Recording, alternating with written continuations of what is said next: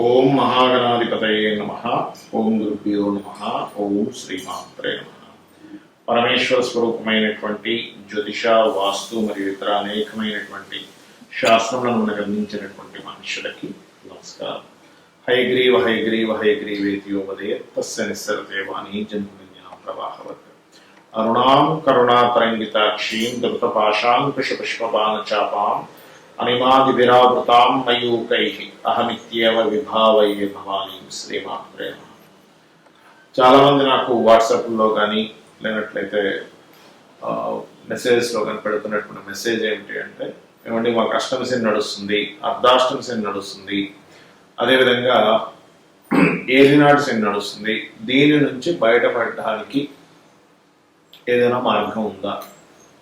ఎందుకంటే నేను ఎన్ని వీడియోలో చెప్తున్నా దీని గురించి పట్టించుకోకండి, మీ పని మీరు చేసుకోండి, దాని గురించి పరిహారం చేసుకుని చెప్తున్నా. ఇంకా అడుగుతున్నారు కాబట్టి మరొక వీడియో చేయడం జరుగుతుంది.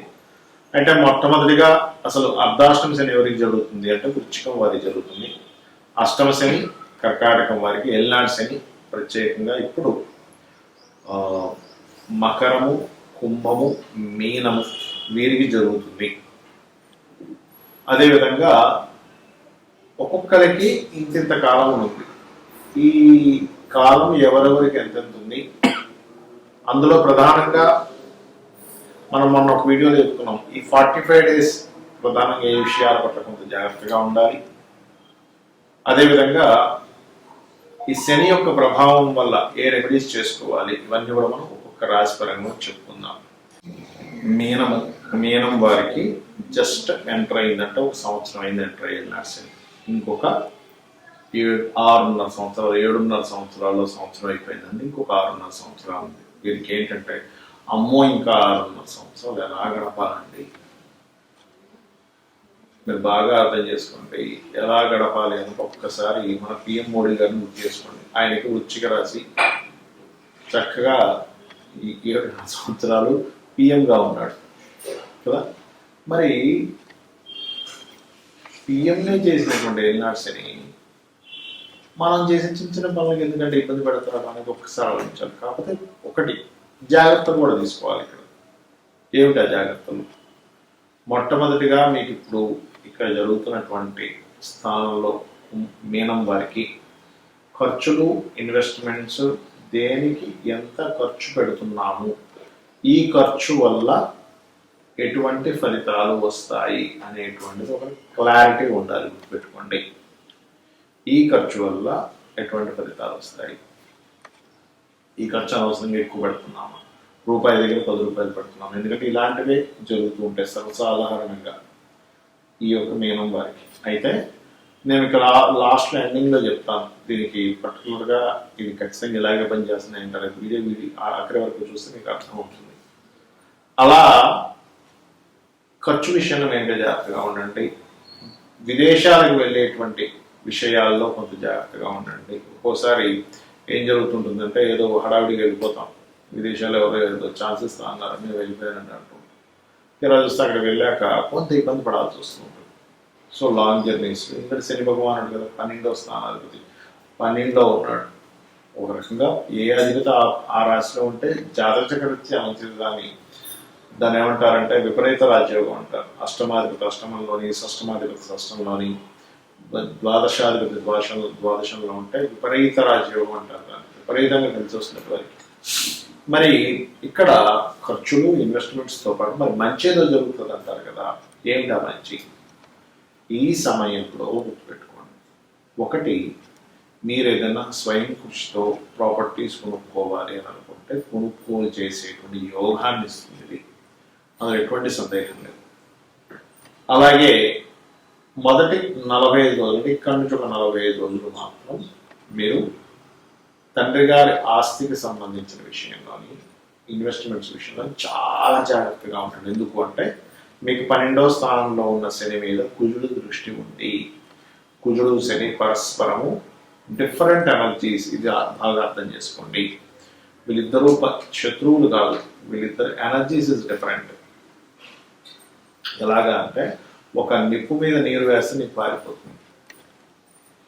లేదా ఒక పెనం మీద బాగా వేడిన పెనం మీద నీళ్ళు వేస్తే నీళ్ళు అయిపోతాయి. అంటే ఏంటి, డిఫరెంట్ ఎనర్జీస్ కాబట్టి కలిసి ఉండవు, దూరం అయిపోతుంటాయి ఎప్పుడు కూడా.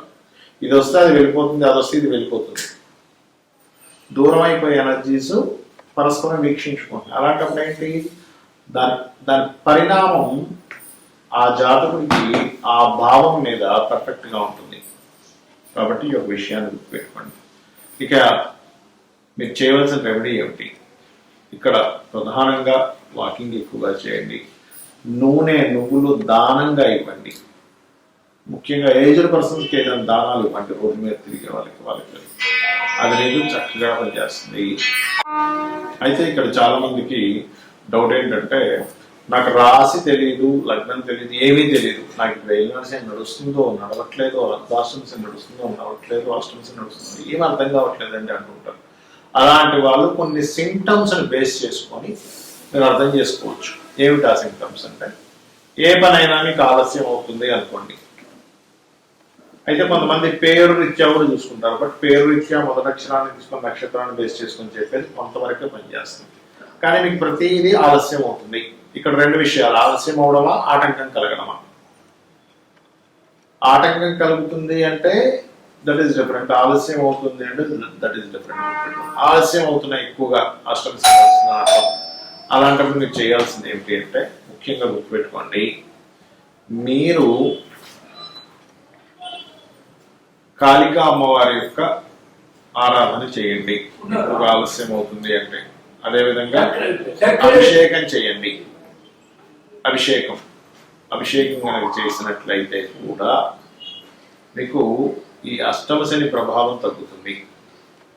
అలా కాదండి, మాకు నిందలు ఎక్కువగా అనుభవిస్తున్నాను, బట్ నాకు date of birth time of birth ఏమీ తెలియదు అని ఏదో ఒక నింద అనుభవిస్తున్నాను అన్నప్పుడు దీని అర్థం ఏమిటంటే, మీకు అర్ధాష్టమ శని నడుస్తుంది అర్థం.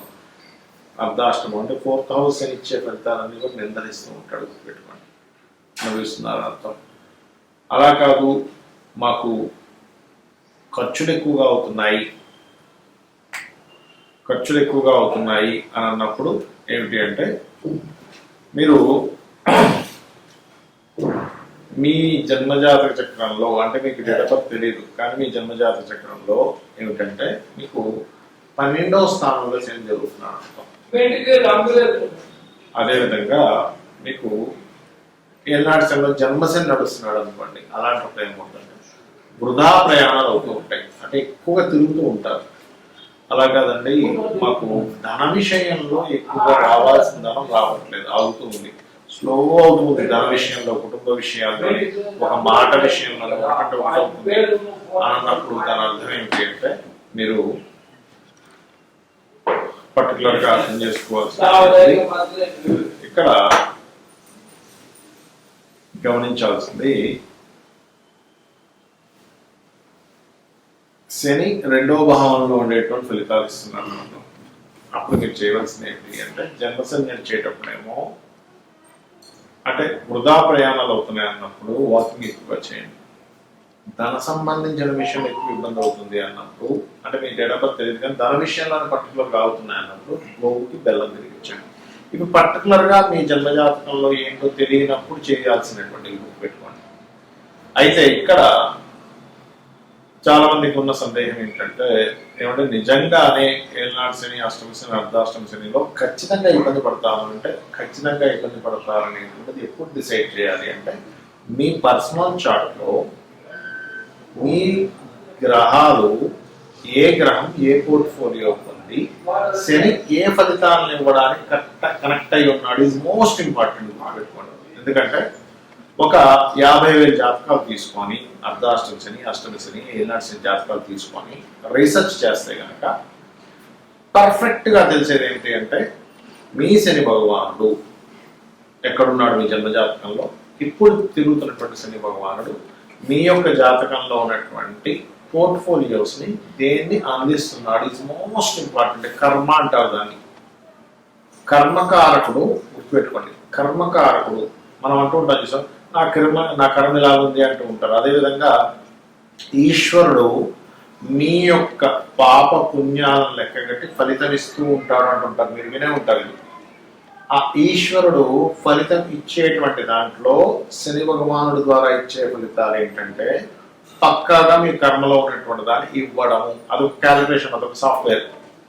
గురువు ద్వారా ఇచ్చేది ఏమిటి అంటే మీకు ఫ్రూట్ఫుల్ ఫలితాలు ఇవ్వడం. అది ఏదైనా కానీ ఫ్రూట్ఫుల్ అన్నిట్లో ఇస్తాడు.